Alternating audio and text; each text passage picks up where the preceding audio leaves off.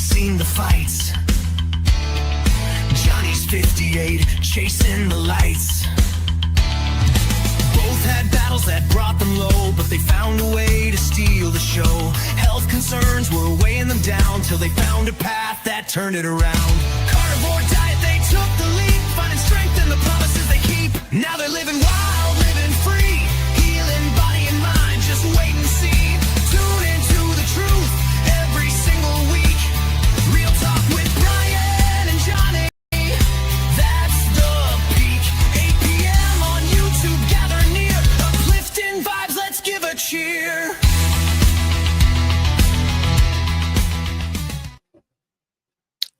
All right. So we are live. During the intro, I lost Johnny. He was here.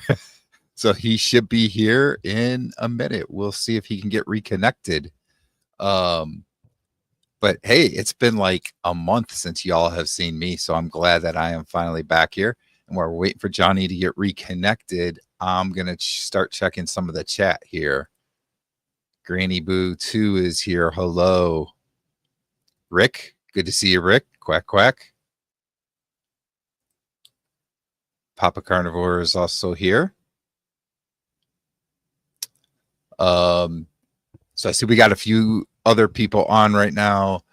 If you have any questions for us, put a capital Q in the front of whatever your question is going to be and put it at the beginning, and you can do that. Our topic tonight is going to be about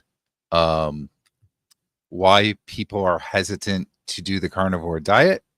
That's gonna be like our main topic. Obviously, we'll talk about some other stuff as well. Hopefully, Johnny will be back here in a minute. I'm not sure what happened. It looks like he's almost back, so I can bring him in just a second here.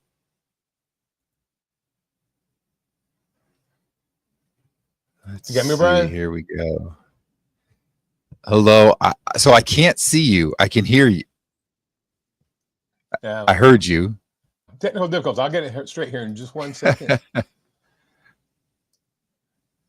I'm coming. I promise. Bear with me, folks. This live TV. What do you do, right? Live TV. Yeah. All right. All right. So I was telling everybody what our main topic is going to be tonight.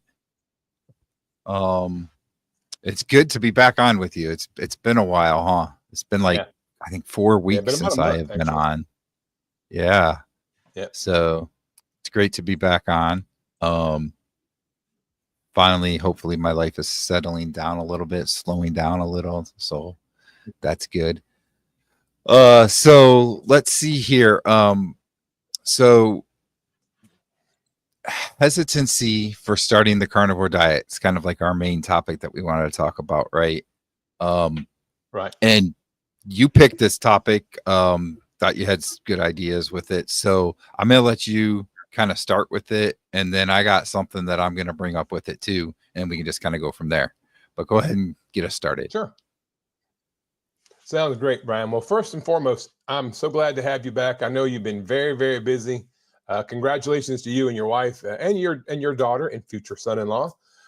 That's awesome. They graduated college. Looks like they're buying a house and they're engaged to get married. So kudos to you and your wife and his family. And I'm so happy for all you guys. And God bless you for doing all you did to help them get their life going there.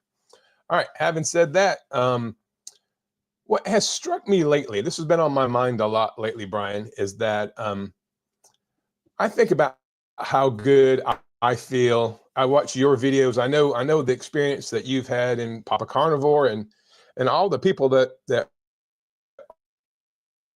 are in our community. And it's mind-boggling to me why people would be hesitant to at least try this. Unless the assumption is that we're all lying or we're all making this up. People that are, especially if they're over 40, 45, and they're starting to have those aches and pains and, the wear and tear of their body's starting to get to them, or they have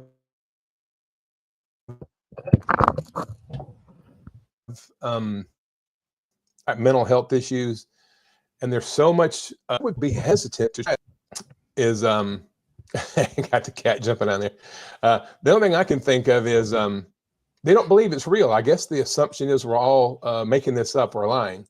But just your thoughts on what would be an impediment for somebody to at least try this, especially if they know people in their lives that have done carnivore and have turned their life around so much. What do you think would be the rationale for not at least giving it a try? Okay, so that works in great with the first thing that I wanted to bring up. I think first of all, like for me, for instance, when I first started the carnivore diet, I had to get to that point that I just felt like I was at rock bottom and I needed to do something. And it wasn't necessarily because of carnivore, it was just to do anything at all for myself. Like Right. before, I was just in self-pity and not really doing anything to improve myself. And then I hit rock bottom, I guess. And that was what really was the difference. And I've heard that from a lot of people. But here's something I want to bring up. So let me just put this out there. Johnny, if I told you today that the earth was flat, you'd probably tell me I'm crazy, right? Right. I mean, I know there's some people that are flat earthers, but for the most part, and if we go back 300 years and we had the same conversation and I told you that the earth was flat, you would agree with me, right? Yeah. Now, the reason why you agree with me back then and you think I'm crazy now is because the general consensus from all the experts that you hear for years and years back then was the earth was flat, and now is that the earth is round, right? It's not like when you were born, you just knew the earth was flat or the earth was round. You had to hear it, and you heard it over time for years and years. So people have heard for years and years that saturated fat is bad for you. It's going to give you heart disease. It's going to give you diabetes. It's going to kill you over time, right? They've been told red meat particular, you need to stay away from because of saturated fat and so forth. So when people are told that for so long, that's what they believe. And it's very hard to get them to change their ways. Usually what gets you to change is some sort of a leap of faith, or you've hit rock bottom and you're just desperate to try something. So that's why I think most people are completely hesitant. And I'll tell you, like, even with losing, like in the first year that I was carnivore, I lost 85 pounds. My health improved tremendously and so forth. But I had people that they were kind of somewhat close to me. If I told them exactly what I was eating, what I was doing with the carnivore diet, they'd be like, you're going to kill yourself doing that. You're going to have a heart attack. I know, like, Rick likes to talk about the heart attack, right? His heart attack diet that he coined it. But people would tell me that, and it would be like, you realize I just lost a bunch of weight. I feel healthier than I've felt in decades. I can do things that I couldn't do before. Before, I actually felt like I didn't know how much longer before I was going to die. And you're telling me that this diet is going to do that to me. But that's, what people have been told for years and years from the so-called experts. So that's the problem. We got to figure out how to get people to realize that the earth isn't flat anymore. Right. Right. That's my soapbox with it. So I agree with you in theory on what you're saying, and it makes a lot of sense, but I guess I'm coming from a little bit of a different angle. If you walked me to the edge of the earth and I could see that the earth was flat, and I looked over there, I said, oh my gosh, he's right. The earth is flat. I can see it for myself. Then it'd be tough for somebody to convince me the earth wasn't flat. I'm taking somebody's word for it. So when people hear on the internet or on Facebook or YouTube or TikTok or whatever, hey, I did carnivore and I'm doing great. I get that. You didn't know that person. You're not going to know them in the future. It's just a video you saw online.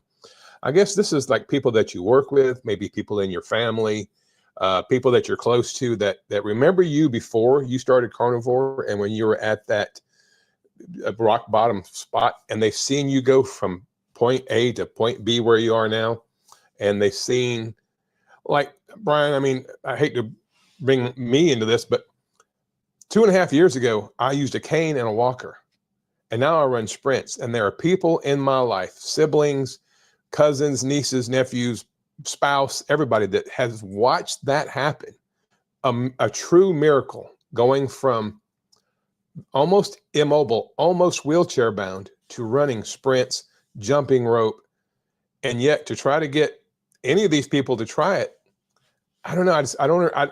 Like if you told me the stove was hot, I may or may not believe you. But if I put my hand on the stove and it burns my hand, I say, wow, he's right. That stove is hot. I can feel the heat coming off it. That gives you, you know what I'm saying? It's more than just somebody saying it or seeing a stranger on the internet.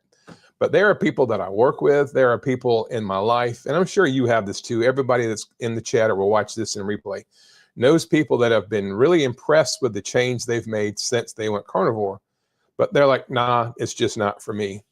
And I was wondering if people maybe deep down might think they don't deserve to feel this good. Maybe I don't deserve that. It's great for Brian, but it's not right for me because I ate terrible. I drank alcohol. I smoked. I had a very sedentary lifestyle.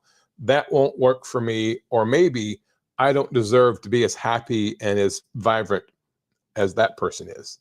And that's the only thing I can really put on it is why when somebody has visual evidence, visual proof right in front of them of another person, somebody that they know, completely drastically improving their life, are they still hesitant? And I get, I think some things people say, well, I can't afford it. We see this a lot in your Facebook group and other Facebook groups. Well, gosh, I have to work 3 jobs to afford to eat meat every day. Not realizing that if you eat only meat and eggs, you're not buying chips and soda and ketchup and barbecue sauce and all this other stuff. I think maybe they don't understand that it's actually not more expensive. For me now, it's actually become less expensive because I eat so much less. And I eat less often and I eat less per time than when I eat pizza and donuts, So that's one thing, it's too expensive. I can't afford it.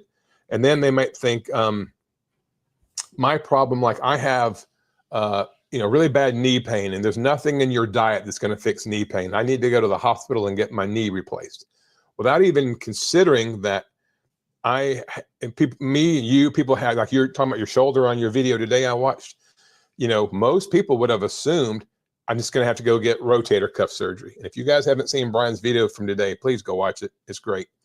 But you see people that have all these physical afflictions, we'll say, and they see you get better without the surgery or without taking Advil and Aleve and all this stuff every day.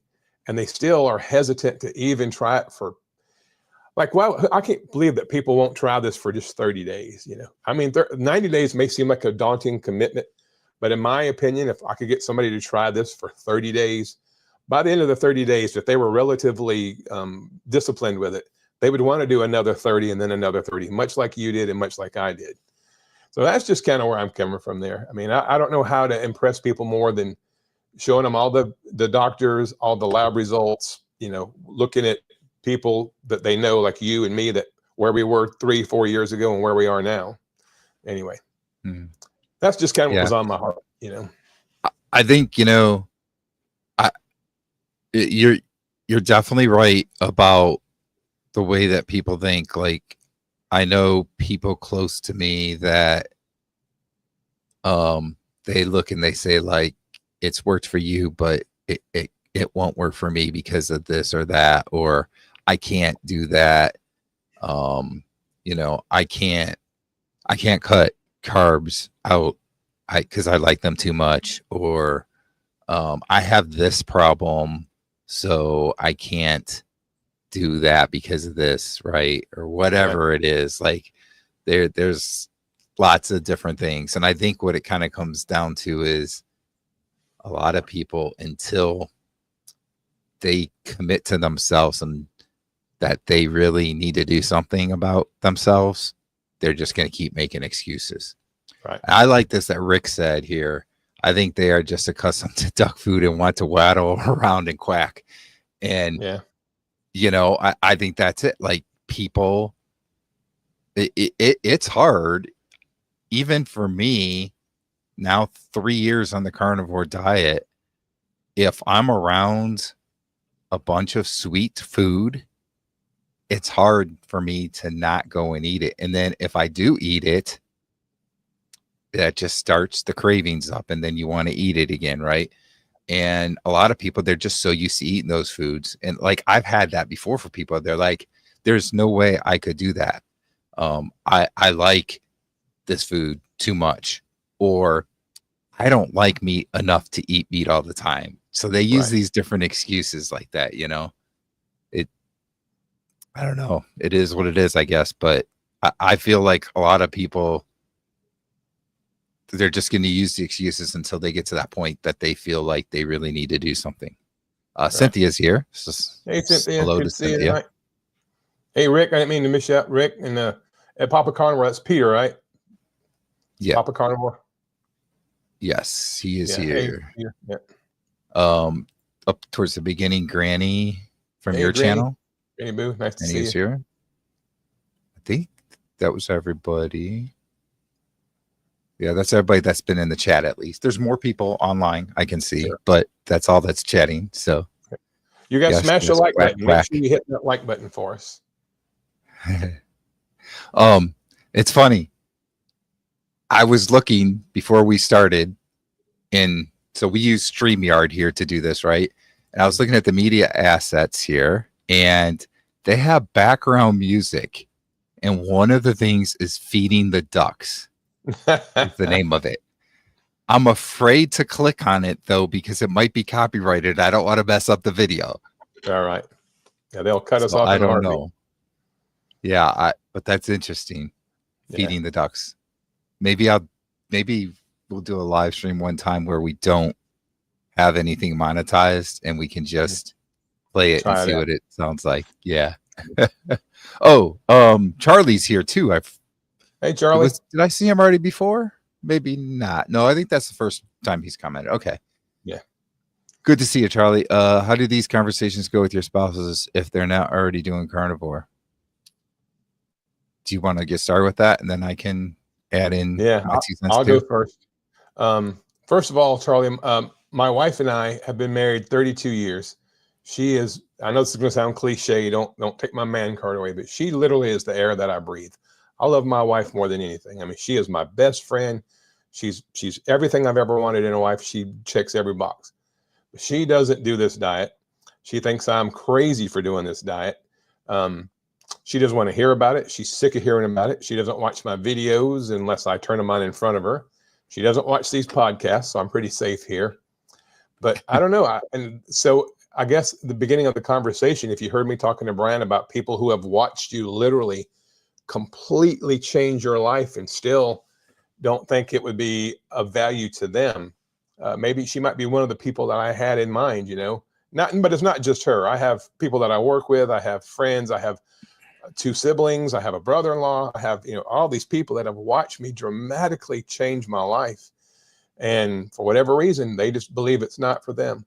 But maybe to Brian's point, and this is specific to my spouse, my wife, who, like I say, I'm not going to throw her under the bus because she is absolutely my best friend. And we've been together 33 years, married 32 years.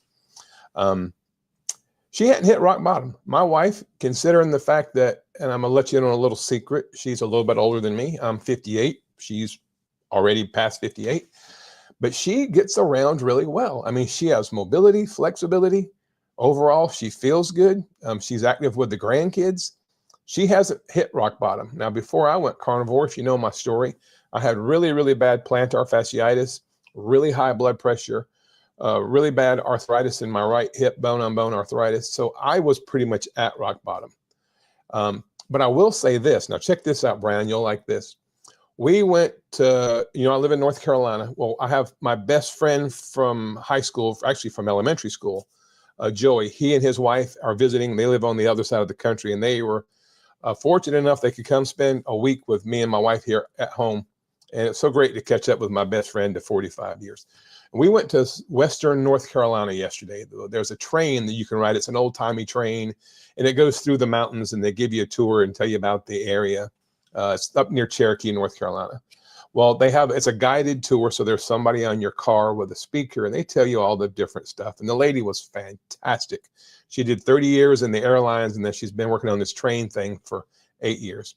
Well, after the train ride was over, we got off and we were standing there talking to her. And she said she's starting to have beginning signs of dementia. Now, she's probably 60, 61, somewhere in there, maybe 62. Looked like she was relatively healthy, but she's already recognizing signs of dementia. And my wife said, have you heard of the carnivore diet?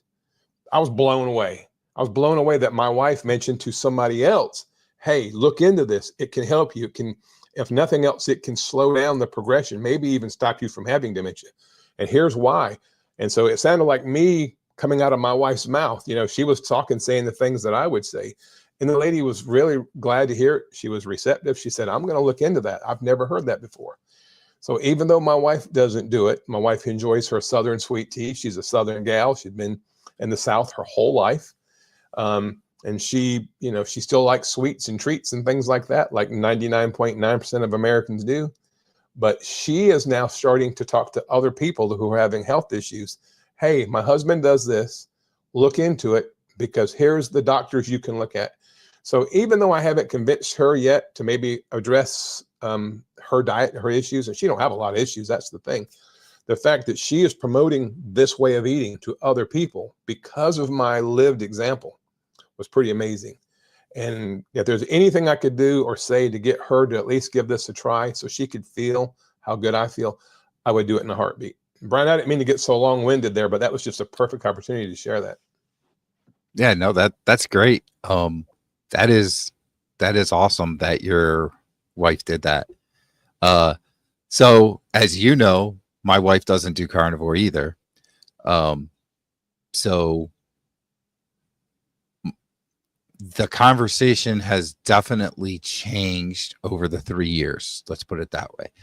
When I first started, she wasn't really too thrilled about it, but it was like it's your body, it's your life, whatever type of thing. And then she saw that I started losing weight and I was getting in better shape. I was feeling healthier.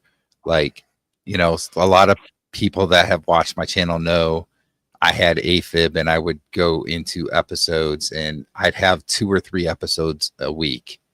And within a few weeks, they were gone. And so I wasn't having any more episodes of AFib. My snoring went away, my back pain, like I couldn't sleep in bed all night.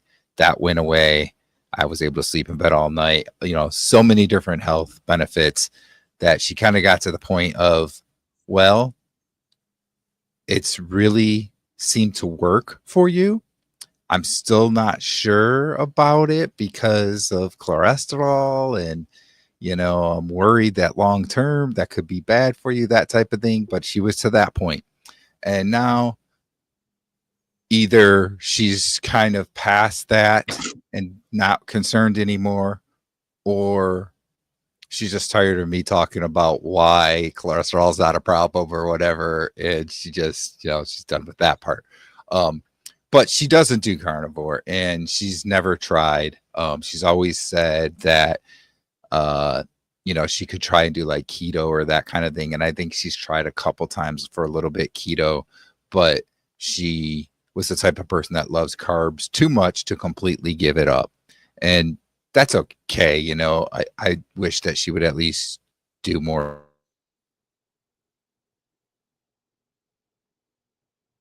Wife, she's not as unhealthy as I was 3 years ago. So she's not rock bottom either or anything and feeling like she's got to do something, so that could potentially be part of it with her as well. I want to catch up here really quick. Rockin' Keto Amy is here. Hey, so Amy. Hello. Yeah. Me and her become And friends on Facebook. Hey, Amy, glad to see you.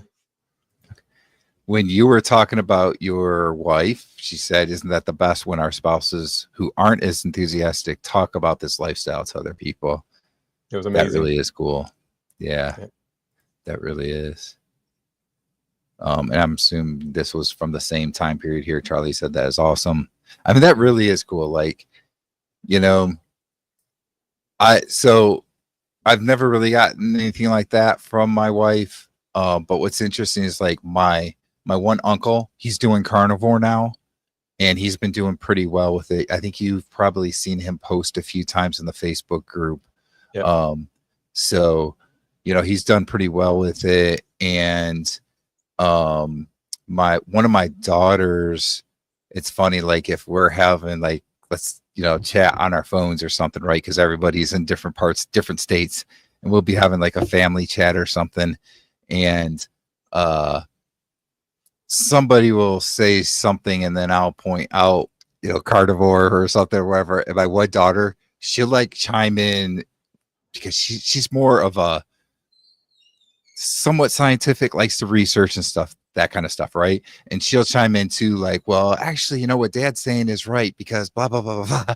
And I think that's pretty cool, even though she doesn't do carnivore herself, but she'll like say those kinds of things. So there's a little bit of that kind of stuff for me. What I have found, at least for me though, is even if people aren't really willing to go to carnivore, they're very accommodating with me. Like they support me. And if I'm gonna, like, for instance, there's been times where 5-6 of us with the family, we're gonna go out to dinner somewhere. Or like more recently when I was down in South Carolina with at my daughter's place. So we're gonna go out to dinner or something, and maybe like her fiance's parents are there too, and so there's a good group of people, and like I might be the only one doing carnivore, but they all want to make sure that we're going to go somewhere that I'm going to be comfortable with my carnivore diet. And that's pretty cool. Like people are really good to support me and so forth. So that's good. I wish more people would try carnivore, but at least they support me. Yeah. And Charlie said, tough to divine when rock bottom moments will occur. Yeah, I think that define. Yeah. Tough Yeah. Okay. I'm like that word kind of caught me there with it, but yeah. I mean, you never know, Yeah.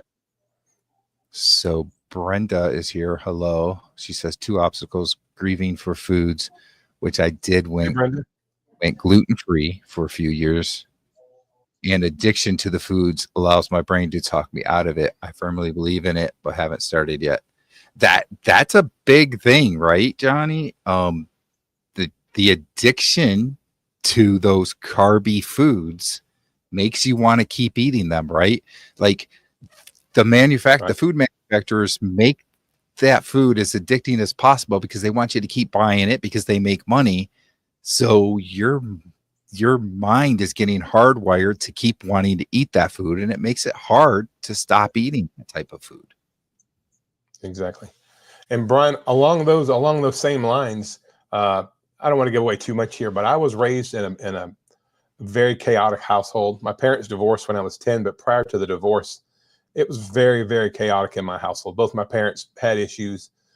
They're great now. Like my mom passed away about 7.5 years ago. My dad's still alive, and I love him very much. But I can remember as a child, there was always cookies. We had cookies in the house all the time. And when my parents would start screaming and fighting, I was the youngest of the 3 kids. I would grab a bag of cookies and hide under the bed, and I would eat the cookies, and that was my escape from my reality outside the bedroom there. So those cookies became my best friend. So if you said, hey, you need to give up your best friend because your best friend is hurting you, that grieving process is going to be real.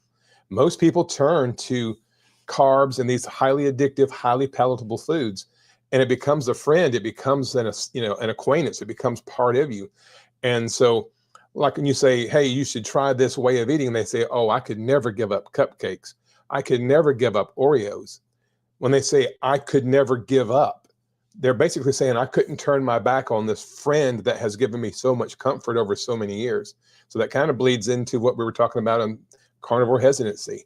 You truly would have a grieving process of all the foods that you've had in your house. Like for me, for 56 years, we've always had cookies in the house. And so it's become our replacement for true friendship is those sweets, those highly palatable, highly addictive foods that give you that dopamine hit. And so, yeah, that's a great point. I'm glad Brenda said that. It truly is a grieving process. I never considered that, but man, what a true statement. Yeah, you know, here's an interesting thing. This is a TV show, so it's not real, but it's some reality to it, right? But I remember watching a TV show, and this, I don't know, this is probably 10 years ago, but in the show, something happened that somebody was grieving, somebody died or something like that. And that person, when they got home, the first thing they did, they opened up their freezer, they got out the thing of ice cream, the tub, and they just started eating it out of the tub. And that's exactly that same thing, right? Like the whole grieving thing. And I think we lost Johnny. Oh, there we go. Okay. Yeah. You like popped out of the screen though. Like I could see your background, but yeah. okay. But so anyway, so you know, it's the grieving thing again, and whatever is a comfort to you, probably from your childhood or whatever, is what you're going to go for. This person in this TV show, they went for ice cream. So, and Brian, how many times have you seen on different TV shows where a guy breaks up with a girl and she says, I need ice cream. And that's what they'll do. They'll go home and get an entire tub of ice cream.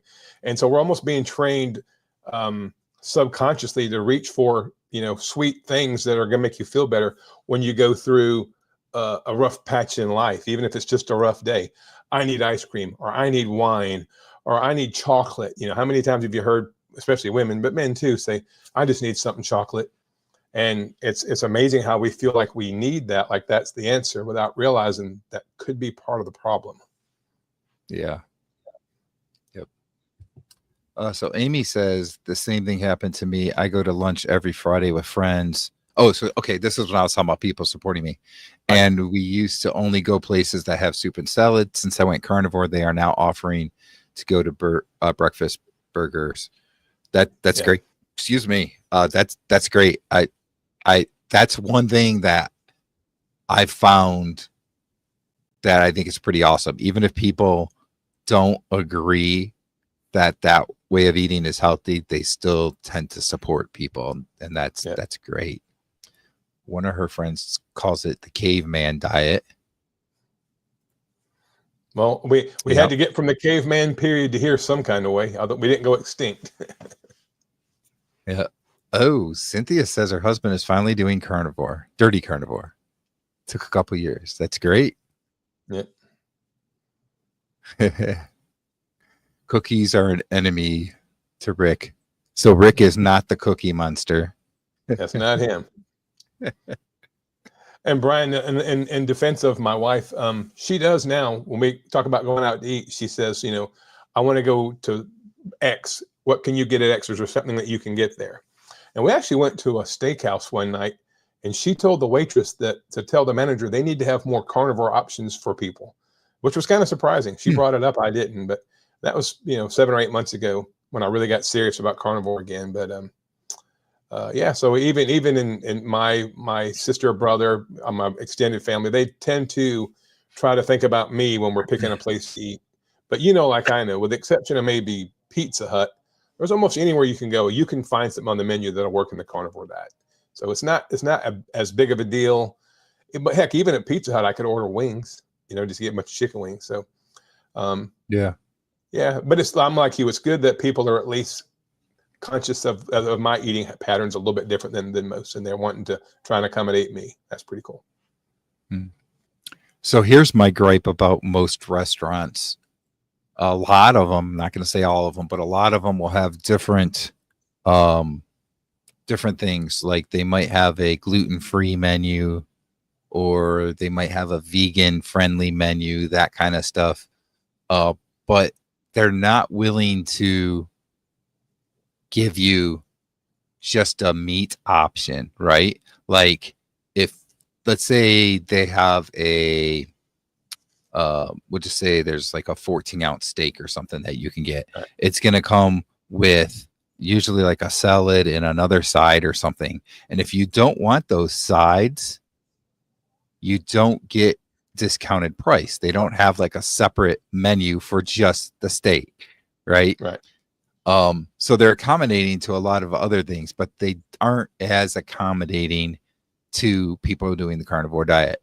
Now, if you're doing the carnivore diet, you can figure out ways to do things, right? Like there's been situation like where I'll go to boy, I can't remember the place of it now. It's not Outback, which was Texas Roadhouse. I'll go to Texas Roadhouse and I'll get like the egg and the cheese from the salad and just that, and so I'll have that or something. Or you can just say, you know, you don't bring me the sides, I don't want them, and maybe they won't, maybe they still will, I don't know, but you can just not eat them. There's those kinds of options, but they're not really accommodating you. That's you just doing what you need to do, right? So that's kind of my pet peeve about it, I guess, that I wish restaurants would be a little bit more accommodating to people that eat this way. Hey, Brian, let's expand. Here. Cynthia says that food is a common coping mechanism. And let's expand on that in the context of what we're talking about. I think people may, Cynthia, I'm so glad you brought this up, man. I'm getting an education tonight. Maybe people might think that if they go carnivore, they won't have a coping mechanism. Hey, I need this because this is how I cope with stress, with trauma. And if I go carnivore, I won't have any coping mechanisms. I didn't even consider that, you know. It's easy to be critical of others that won't at least try this, which is kind of where my brain was when we started this podcast 38 minutes ago. But I didn't think about that. You know, if food, sweets, and things like that or comfort foods has been a coping mechanism, and the thought of going carnivore means you're giving up any source of coping to cope with the stress that we are going to go through because life. That's a great point, Cynthia. That's. What do you think, Brian? Yeah. I mean, I don't know. See, so this kind of goes back to like my whole thinking, like before, where I was talking about with the flat earth thing, right? Like when you're born, you don't necessarily know if it's flat or not. Yeah. So when you're born, do you really think as food as for to use it as a coping mechanism for, you know, whatever it is, stress or just loss that you have or whatever? I don't know. Or is that something that our society has just pushed on people? And, you know, that's the thing that I'm wondering out of it. Like, I don't know. Well, Brian, let's go way back. So when your babies were little, when with 2 daughters and a son, when they were real little, when they were babies and they started crying, they got upset about something, they were having a really rough time, would you offer them strained peas, or would you put a bottle in their mouth, or maybe a cookie or something like that? I mean, I'm guilty of that. When my kids were little and they would be crying or upset, and you try to feed them some strained vegetables or something like that, they don't want that. But you could hand them a cookie or the bottle, which I'm sure had sweetness in it. Yeah, maybe we're teaching that early on, you know, because, you know, for a baby, their toy falls off the thing, and that's trauma. That's the worst trauma they're going to have for the day. And we'll put something in their mouth, or we'll give them a cookie, or we'll feed them just to satisfy them. So I don't know that we're not teaching that to our own kids. And I'm guilty party here. And then we put on TV shows and movies. Hey, you had something bad, eat a whole gallon of ice cream. So I don't, you know, maybe that's something that we're not giving enough credence to. And my point being, if I could explain to other people why, and this is going to sound terrible, and I don't mean this to sound as blunt as it's going to sound, but I don't need a coping mechanism anymore. Now that I have the carnivore zen, I don't get mad in traffic. I don't get mad when people cuss me out. I don't get mad if people flip me off. I don't get mad when I was working at Lowe's and I had customers come in and really give me a hard time over something I had no control over, like prices. Having that carnivore zen, I mean, it's almost like I have rose-colored glasses on. I still see reality. I know things could be better in a lot of ways. I just don't feel like I need a coping mechanism because I don't get upset. I don't get bothered. I'm always optimistic. I'm always happy. Where that was not the case at all. I used to have road rage like crazy. Now people cut me off. My wife's like, "You're just going to take that?"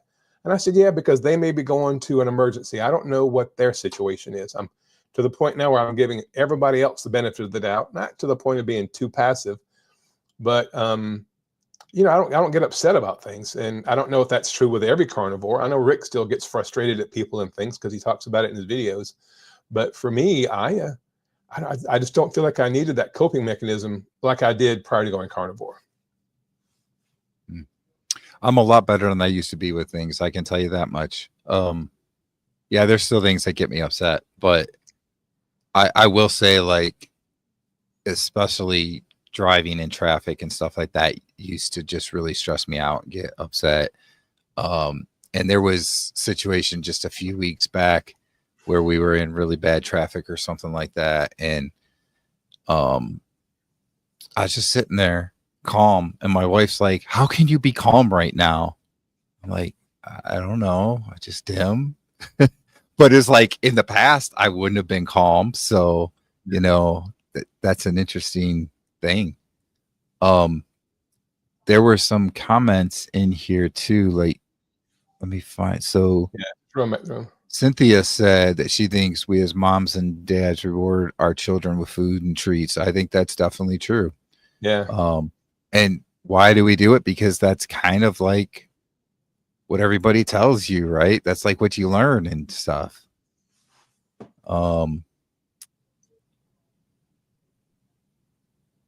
And so I like this. Charlie says comfort steak. Yeah. I would definitely do that. And Rick said, "Give me a 2-pound steak and I'll be happy." That's how I am now. Like, you know, I talked about the story with the TV show, and the lady got home and she got out the ice cream and just started eating the ice cream. I would be like, if I was really sad about something or stressed out, I'd be the guy that go to get like a big tomahawk ribeye or something like that, and then go cook that and eat that. That's what I would do right now. Well, Brian, I have a confession to make. Mm-hmm. I have, and I just realized this because I'm doing a lot of reflecting as you're talking here. I'm listening to what you're saying, but I'm doing a lot of reflecting. And this hadn't been the case for about a month, but there for a while, my comfort food was Philadelphia cream cheese. I would eat a big old slab of cream cheese. And it's a whole lot better than having a box of Krispy Kreme donuts, killing the whole box. And I've just really, in the last 3 or 4 weeks, given up cream cheese. I still have a little bit, but I think I was using cream cheese as a coping mechanism. I say much healthier than what I did before, but still, that's still something I was doing. And I'm just trying to be transparent. I gotta get me, and I have butter every now and then. I'll get me a big old chomp of Kerrygold butter, which is probably better than cream cheese, but I guess to some degree, I'm still using that coping mechanism. It's just maybe a healthier choice than the Oreo cookies or whatever.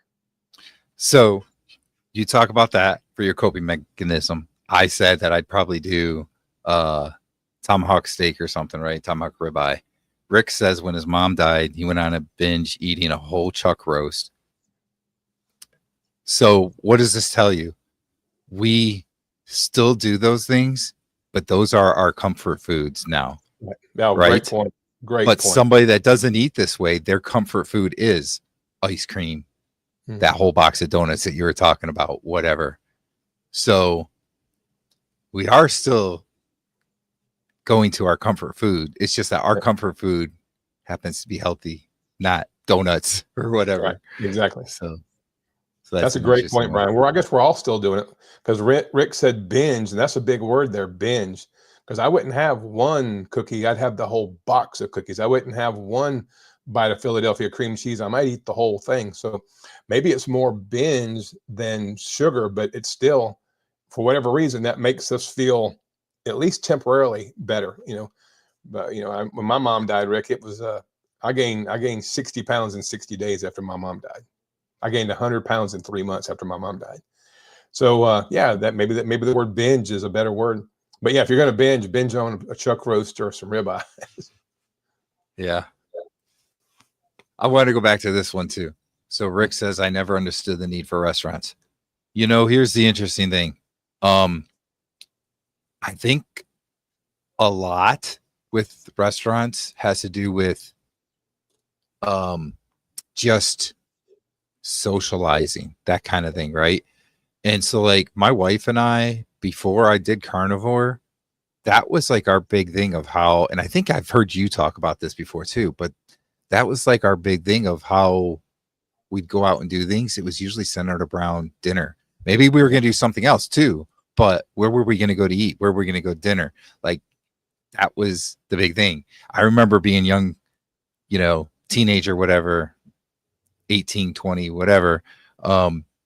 And when you were going to go on a date with a girl, usually it had something to do with going to a restaurant, right? So that's an interesting thing. Now, I've been traveling a lot in the last month here, the month of July. So I've been gone a lot, and obviously there's a lot of going to restaurants then. But there's been times when I've been back home, and my wife's still been down in South Carolina. She's coming back this weekend, so she's still not back home yet. But every time that I've been home here, it's usually just me and my son that are here. I have no need to go to a restaurant. So I've just been preparing my own food, and it hasn't bothered me at all. It's actually been better for me. And I noticed like when I went to South Carolina for a few days, that wasn't last week, the week before, I guess, because last week was when I got sick. Which, by the way, I don't know, I ate something bad or something because I was sick for like 36 hours or something like that. But anyway, so when I go down to South Carolina, I was like, you know, this kind of sucks because now I got to go out to eat with people because there's not a whole lot of food here, especially when there's a big group of people and stuff. So we're going to have to go out to eat. And when I was back home, I was just making my own food. So it seems like it's more of a what you're accustomed to for socializing is that you go and you do these different things. Now for Rick, he's been doing the carnivore diet for, I don't remember now. What are we at? 42 years? 41 or 41 years. years. Yeah. Okay. He's so used to doing that he probably, for him, it's not ingrained the same way to go to restaurants. But for somebody that just started the carnivore diet in the last few years, for me, it's been just over 3 years.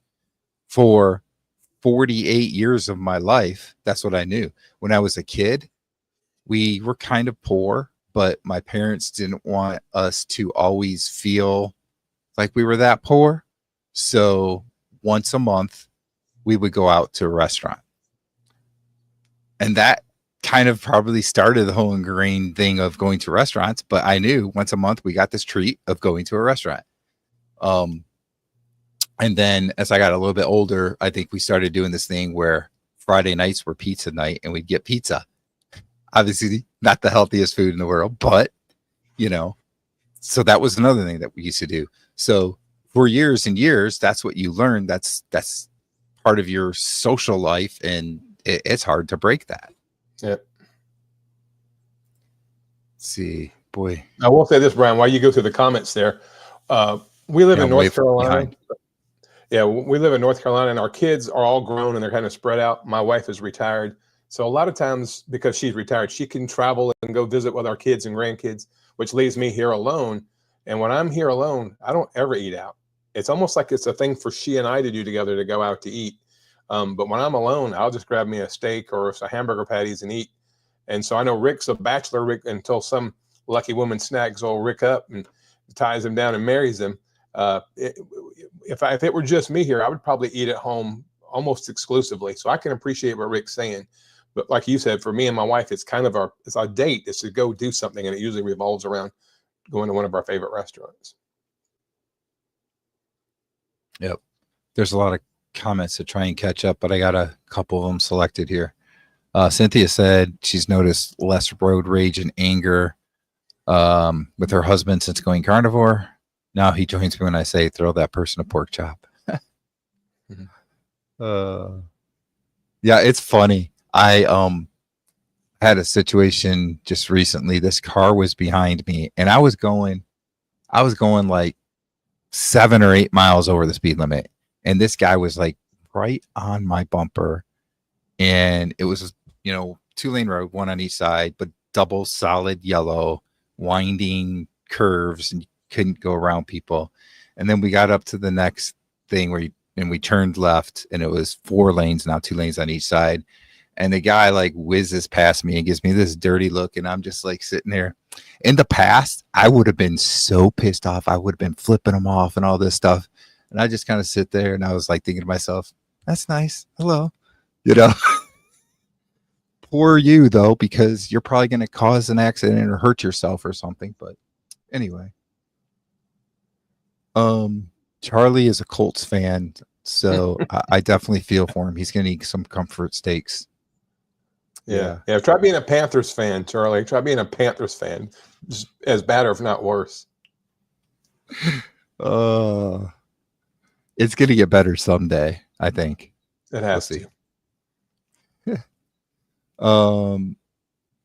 I love Seaglass says, I loved carbs too.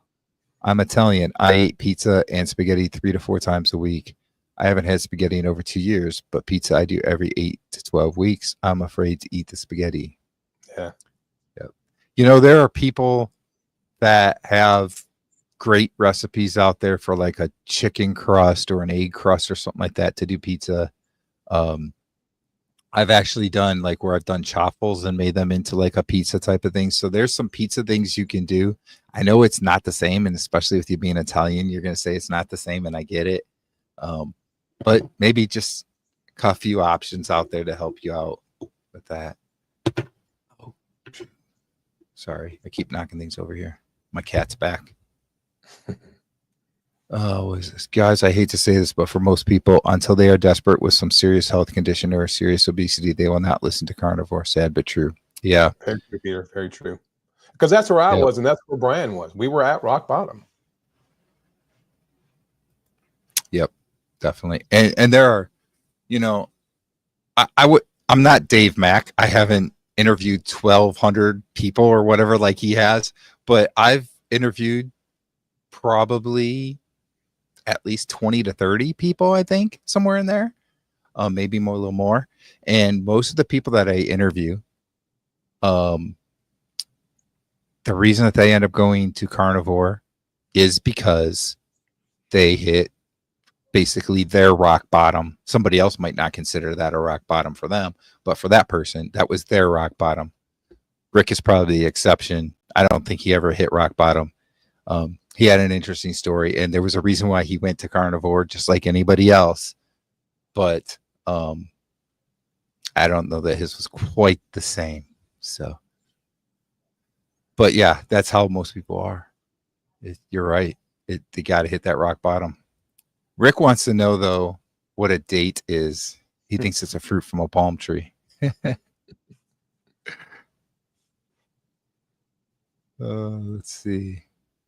Oh, we used to go to the Sweden House Smorgasbord. Do you want to know something, Rick? That was the second job I ever had, was working at Sweden House. So my first job actually was working at a grocery store. And this was the second job. So it was right after I graduated high school. I was 18. It was that summer. And there were a bunch of guys that were like my age. And we all kind of hung out and everything. And it was an interesting story. Apparently I was not very good as a dishwasher. And one manager supposedly fired me. But one manager said, oh, this other manager fired you. That manager then said, no, I don't know anything about what you're talking about. I just wasn't on the schedule for like 2 weeks in a row. So I said, well, if you're not saying I'm fired, and then I'm just quitting at this point because I'm not on the schedule. So that was like my worst job experience ever, I think. But anyway, Sweden House, that place was crazy. It was like your buffet type style place, and I remember working there, and you basically got to eat whatever you wanted for free. Granted, that was when I was 18 and I was pretty active, so it didn't really affect me too much back then. But yeah, that was an interesting situation. Let's see. Well, there's a lot of comments in here. Yeah.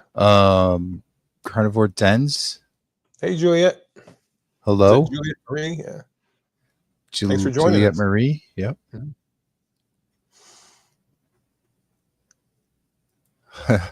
Rick, I tell people I do not like eating donut. I do not like to eat donuts, but I like doing them. Yeah, and his Charger Mopar. Well, so is he doing it with his bike though? Because Could be. Rick likes to ride his bike. I'd like to see Rick at the next video he does on his bike. I want to see him doing donuts in the parking lot. I would tell Rick to put an engine on his bike, but I'm just so impressed that he rides and rides and rides, and he never gets short of breath. He'll I ride know it. 10 He's miles never on that damn bike. tired. I mean, I'm in pretty good shape. I'm in the best shape I've ever been in, and I couldn't keep up with Rick for 10% of that. I would need to just let me take a break for a second. But Rick's amazing. That's why he's going to be such a great catch for some lucky woman. Yeah. Oh, back about the Sweden House thing. Rick says Sweden House went out of business here in 1981. Yeah. So I worked there in 92. I don't know how much longer they were in business, but I'm thinking by mid to late 90s they were out of business in the area that I lived to. I lived in Toledo, Ohio. So it was in the Midwest, much different than where you're at. But yeah. Cynthia's chicken crust pizza. Has anyone here tried a ground chicken crust pizza? I have tried things like Scheffel's and the egg white based crusts, and I'm not crazy about them. I have not tried the chicken crust one. Have you, Johnny? I haven't, but I did see a recipe where somebody actually used canned chicken. They bought a can of canned chicken, and they just drained it really well, chopped it up, and used that. And instead of trying to make their own chopped chicken, they just bought canned chicken, and it looks. I'm gonna try it. It looks good. I'm just so lazy. I just throw a couple of hamburger patties or some eggs. I need to be more adventuresome with my culinary skills there, like you do on the chaffles. But and I'm just so lazy. I'll just throw a couple of hamburger patties or throw a steak in the air fryer, and I'm done. But yeah, the canned chicken one. Actually, my wife and I were talking about that today. That if there was one of those recipes that we've seen, that would be the one I would like to try because it's easy. Just open the can, drain the chicken, and then follow the rest of the recipes. But I haven't tried it instantly. Yeah, if you do, let us know. Let us know how it comes out. Find that recipe. I don't know if it was Chris Cooking Nashville or who it was. It was one of the people that we follow.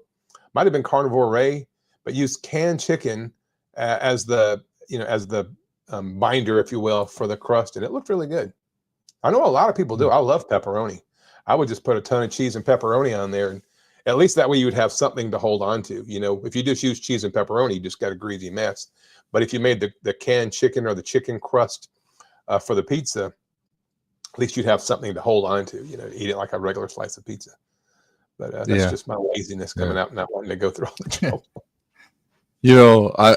I get pretty lazy with it too, but I gotta tell you, like most of the stuff that I do is simple. It's maybe not as easy as just throwing something on the grill real quick, but chaffles are so easy that they get done quicker than cooking something on the grill too.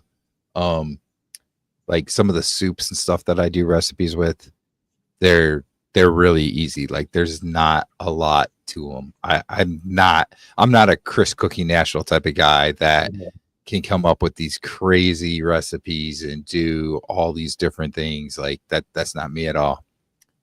I in fact, when I do these recipes, a lot of times it's not that often. Most of the time it's really a steak or burgers or ground beef or something like that. Yeah. And that's it.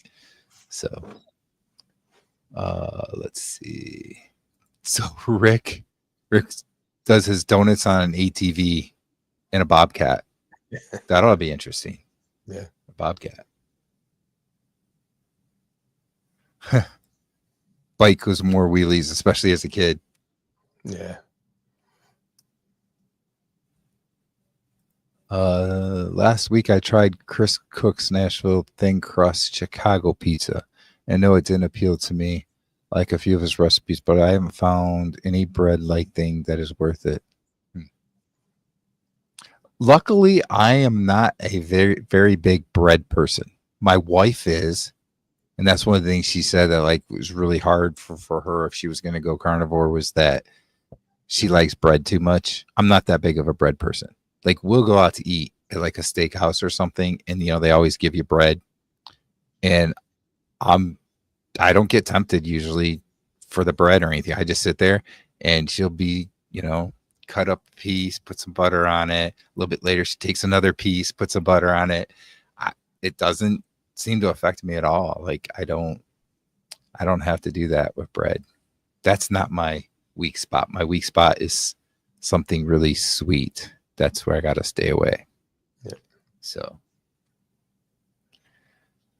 I am actually caught up on comments. I skipped over a lot of comments, but I tried to get some of the good ones. Oh, wait, maybe I should. A bunch of them just popped up, Brian. I missed this. Johnny, I just heard you tell the story about your wife telling the tour guide woman who's got early dementia about carnivore. That's incredible. Okay. Yeah. Yep. Very proud of my wife. Very proud of her. Yeah. Wham a wheelie bar to start with. That's when he was talking about the bike. You know, so it's funny because like I'll go on Facebook and, you know, I try to keep a good presence on Facebook, and I got that Facebook group and stuff, you know, and I'll go on Facebook, and for some reason I've been getting all these memes that are showing up like from like the 80s or the 70s and the 80s and stuff as kids. And like, you'll see these where there's this kid like basically jumping on his bike over something, or somebody was like on a swing, like the old time swings and stuff, and how they would like get up really high and then they jump off the swing and stuff. And they're like, how did we all survive that? True. That is funny. Okay, so wait, there are more that popped in here that I missed. Let's see. Rick hates bread. Always hated bread. No, that's the late news. I don't do those carnivore lookalike recipes like carnivore pizza, ice cream, etc. It just makes me want the real thing. That's Great another point, problem too. Yeah. You know, like, so Dr. Kiltz, he's great. I've actually been on his show at like 6 a.m. once before. That was really early for me. I'm not a very morning person, but you know, he's great. But I will say he's got this ice cream thing that everybody raves about, and I did a review on it, and it was okay. I wasn't that impressed with it. And I'm like thinking to myself, and I think I even said this in the review when I did the video, like, I'd rather eat a steak than this. So but you know, Peter puts a good point here too. Like, there are people out there that if they eat something like that, it's going to kind of make their signals in their brain get a little mixed up, and they want to have the real thing that has the sugar and all that in it, you know? Yep. Some people can do that. Some people can't. And Peter, for me, what I found is the longer I stay carnivore, the less and less I do that. I made Dr. Kilt's ice cream. I made a bunch of it early on because I thought I would miss ice cream, and it was a way for me to have something that I, you know, comfort that I didn't want to give up. I didn't want to grieve. But, you know, now here lately, I just don't care about any of that stuff. I've just gotten to where just give me a steak or hamburger patty. I had pork. We went to a barbecue restaurant tonight, and I actually had pulled pork with no sauce on it. It was really good, but I've just got to where I've kind of gravitated almost on accident to more, I'll say, a modified lion diet. It's just really beef and eggs. I know eggs aren't part of the lion diet, but I eat ground beef. I found a great deal on this grass-fed, grass-finished ground beef, and I'm finding that I can afford to eat that, eat a lot of it. I still have sour cream. I mix sour cream in my ground beef sometimes. But yeah, when I first started, Brian, I don't know about you, but I was thinking about all those look-alike recipes. That way I wouldn't have to give up all this stuff. But I'm at the point now, I'm getting my steaks more and more. Like I had a medium rare steak the other day, Brian. You'd be proud of me.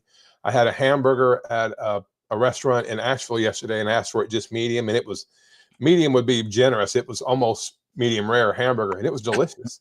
So, yeah, the longer I stay carnivore and the better I feel and the more clarity of my brain that I have, the less I want to do those lookalike recipes. I'm not casting aspersions on those that want to do that and try it. It's just I've kind of lost interest in all that, which is really, really weird. I just want to eat a hamburger patty or some steak, a couple of eggs, and I'm done for the day. Well, that segues great into what Cynthia put here. She said, I have no problem not eating bread, but alas, my husband says carnivore is boring. I'm trying to make it more interesting. And I think there's a lot of people that are like that early on. They're like, it's boring just eating the same thing, eating the meat. And they just need to get to a point where I think over time, they're going to get to a point where they don't feel that's necessarily boring anymore. Now, for me, it wasn't really a problem because even before I knew of carnivore and that's the way that I should be eating, I could eat a steak every day. Like that would be like the best thing in the world to me. Even when I was like 25 years old or something, I would have been like, yeah, that would have been great if I could eat a steak every day. Of course, back then I was like, I shouldn't because it's bad for me, right? Because I didn't know any better. That's what everybody told me. But, you know, I've always been that way. So like now I can eat beef, whether it's ground beef or steak or whatever, every day, and it's fine. I do add things every once in a while here and there, but there are a lot of other people, I guess. So the point being that they really do need variety. But as I talk to different people, it seems like after they've been on the carnivore diet for a certain amount of time, and it's different for everybody, but after a certain amount of time, they seem to have less of that feeling of boredom with it, and they're better with just eating a couple different foods, and that's it. I love Seaglass says eating pork rinds with butter right now. That's a great snack. It is, you know, when you're feeling cravings, especially if you're early on, because I think that either early on or you had like a little bit of a relapse where you ate some foods you shouldn't, that's usually when the cravings get the worst. And in those situations, you tend to want a snack in the evening because of the cravings. So things like pork rinds, bacon, butter, those are all good things that you can eat that are going to fill you up and keep you from wanting to eat those bad things. So this is interesting. My pacemaker pizza does not make me want regular pizza. And then I agree with Cynthia here. What is in your pacemaker pizza? That's what I want to know. Is that kind of like his heart attack cheeseburger or something? I don't know. I want to know what it is. Boy, I tell you, Rick could do an entire series on his channel of all these different recipes and the names he comes up with. Here you go. He's got it here. Deep fried crust made with white meat chicken, eggs, and cheese. Pizza has cheese and ground beef with optional sausage, sardines, or shrimp. I'd probably go with the shrimp if I'm going to do that instead of sardines, but that's just me. Yeah. I've had sardines before. I don't need to really eat them again. So one and done, huh? I've done it a couple times, but one time on video. I don't know what I missed here. Johnny, it is not weird. You became like me. Yeah, to where I just don't even want. I don't even have. Don't want to eat other. Okay, yeah. Yep, got it. Yep. And Brian, one thing too, and this was for me, and that maybe for you, and like you said, it's different for everybody. But I don't have like my best friend that's here right now, Joey. He came to this area about a year ago, and he's like, "Hey, Johnny, let's get together and go to lunch one day." And I was really doing carnivore. I was really strong. I was doing well.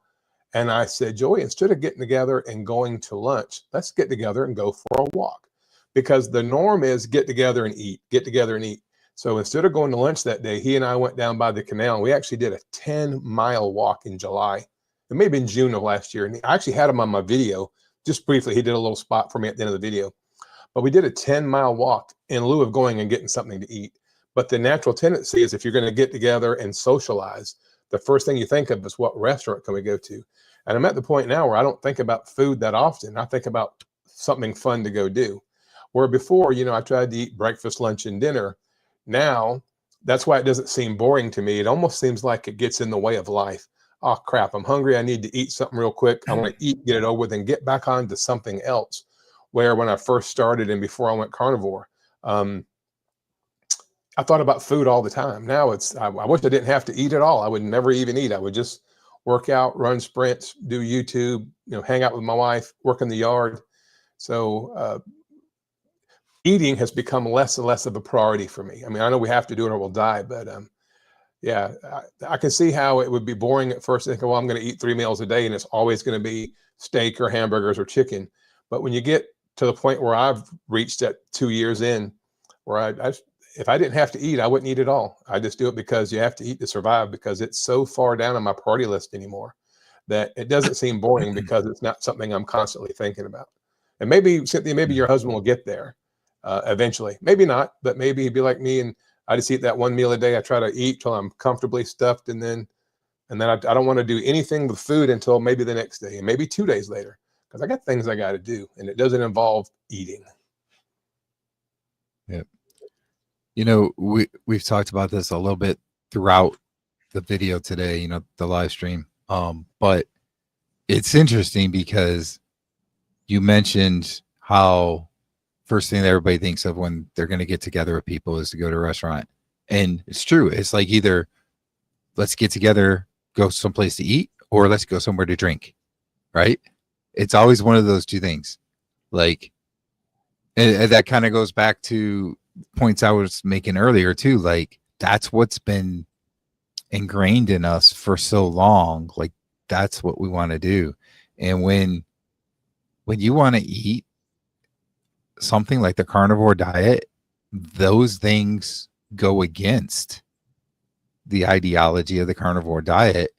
And so now we're against the mainstream, and people look at it as weird because we don't want to go out and drink just to meet our friends and so forth, for instance, right?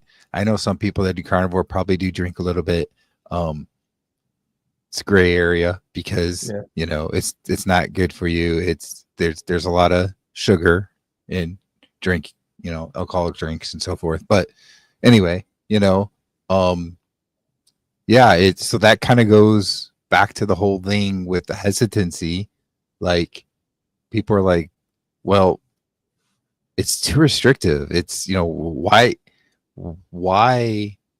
do you want to do something that you can't go out with friends and drink or whatever? And now for me, it's funny because especially when I was younger, I used to drink a lot.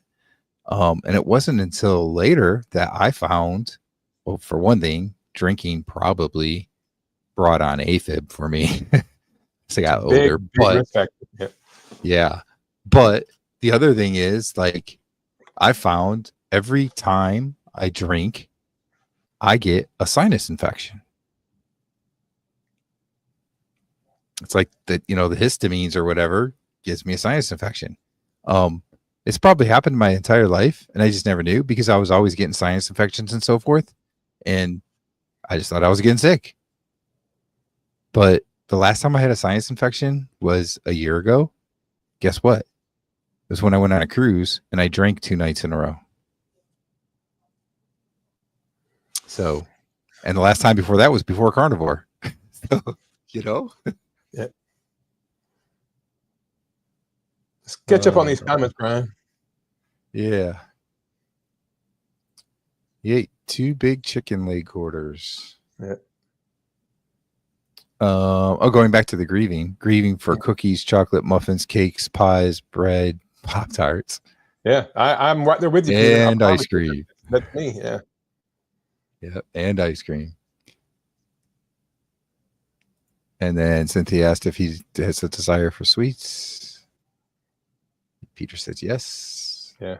Peter's just being honest. He's just being transparent, Yeah. I guess I still do at some point in time. I'm just at the point now where I can pretty much always say, no, thank you.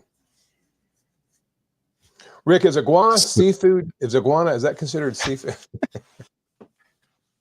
I don't know. You know what? I like a lot of seafood too. And here's the thing. Like, I'll tolerate sardines. I really don't want to eat them, but I'll tolerate them. The biggest thing is that they gotta smell. And then my wife gets upset and she's mad because I've stunk up the whole house, that kind of stuff. But here's an interesting thing. Tuna fish. Used to hate it. Hate it. I've actually had it now since I've been on carnivore, and it's fine. Yeah. I can eat it. It's no problem. It's weird. Peter had heart attack chicken for dinner. Awesome. Way to go, Peter. Rick, I still got to try it, except for the fact that I'm eating beef every day.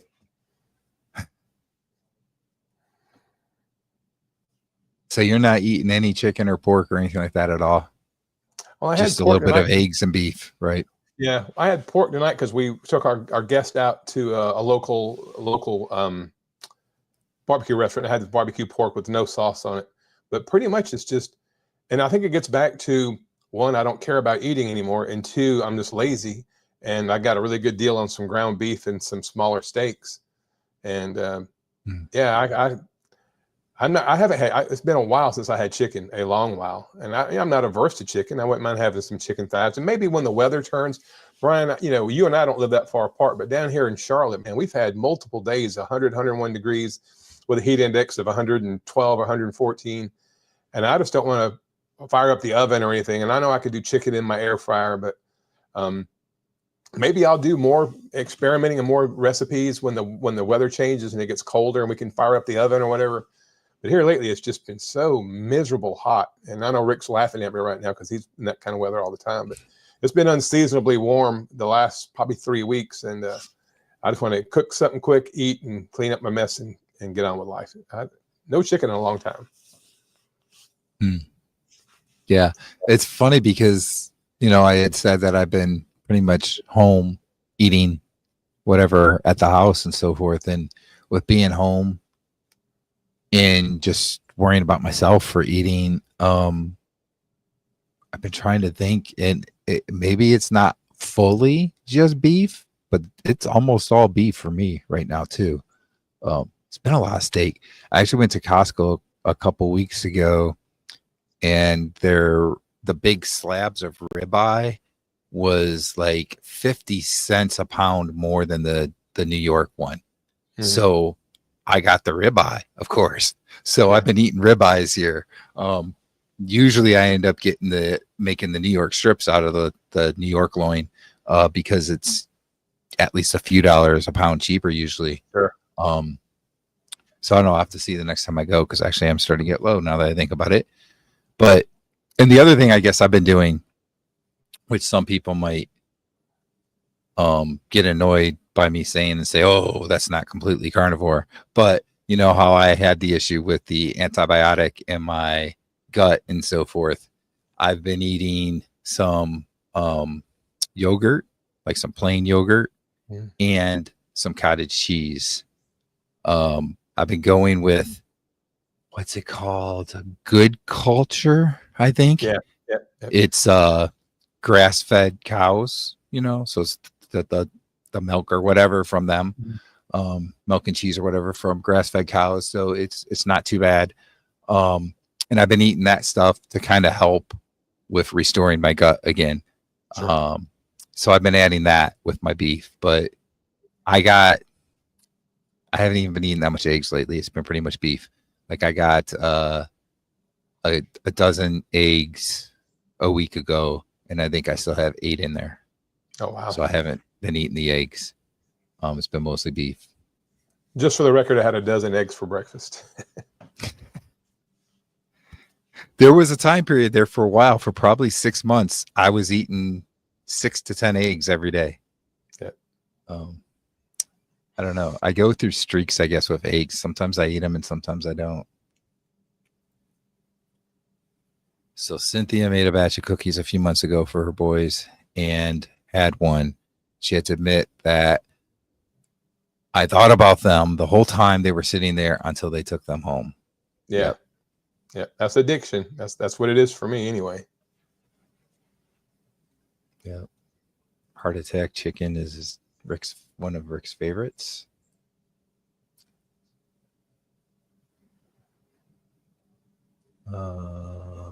Let's see. If there were any left, I promise you would eat every single one left. Yeah. I hope not. I've been known for tossing something in the compost pile, even when they were perfectly good, just because they called to me too loud. So here's a funny story.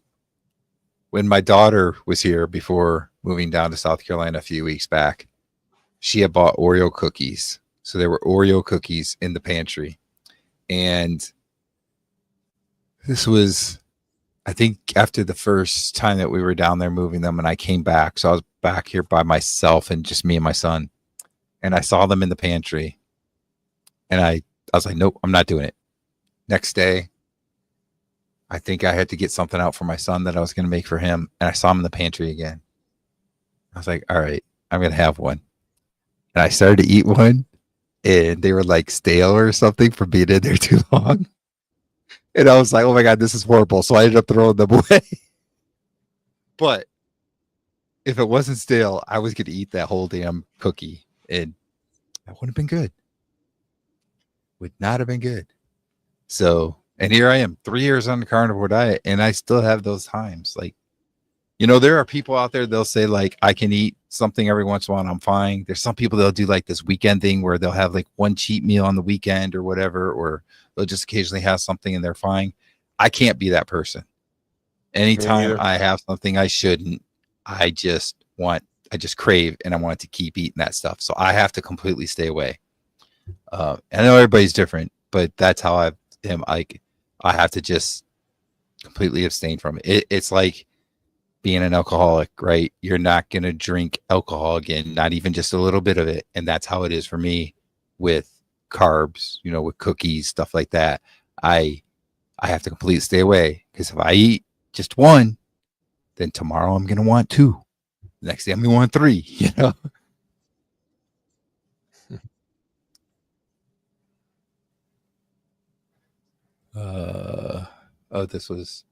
did I bring this out? Oh, did I say?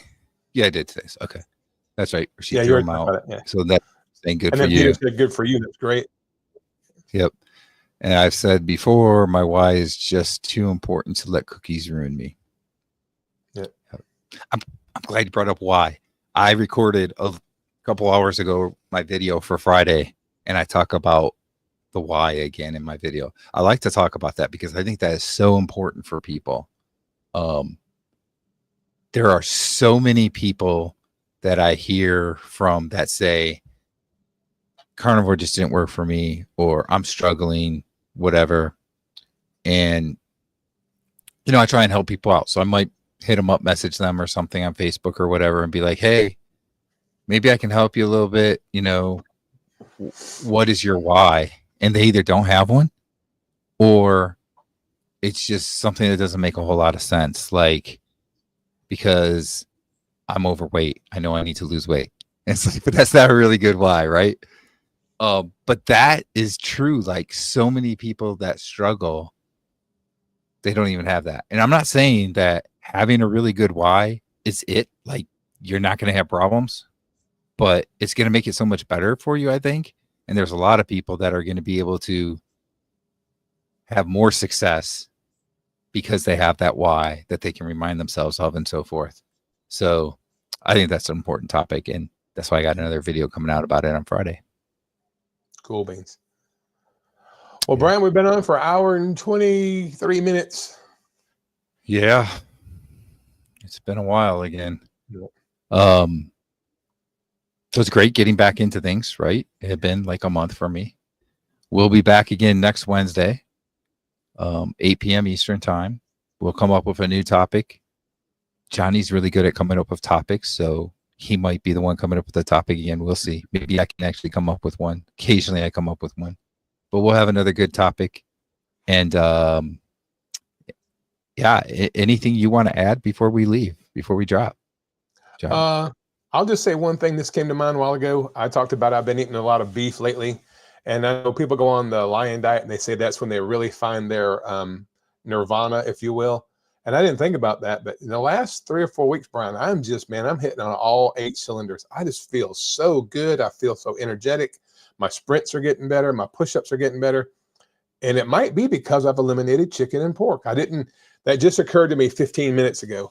And that might be it. So maybe we'll expand on that going forward. If there's any true carnivore foods, this is for next week or maybe the next week, that are truly carnivore, but maybe don't work well for you, because I'm telling you, man, here the last 3 or 4 weeks, I have just been feeling the best ever. And the only thing I can contribute that to is that I've cut out some of the other carnivore foods and pretty much just doing beef.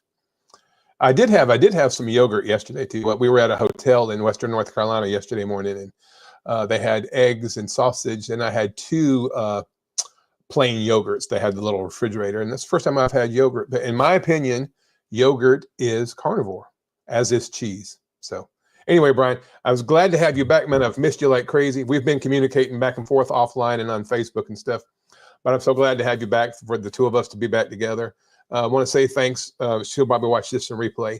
Christy, who stepped in last week on short notice to fill in for you. She was amazing, as always. And anyway, Brian, I'm going to get out of here, and I've got company waiting for me downstairs. All right. So I'm going to go visit with my company, and we will see you next Wednesday. Thanks, everybody, for joining us. Fantastic conversation tonight. Fantastic. All right. Bye, everybody. Bye, everybody. Ah.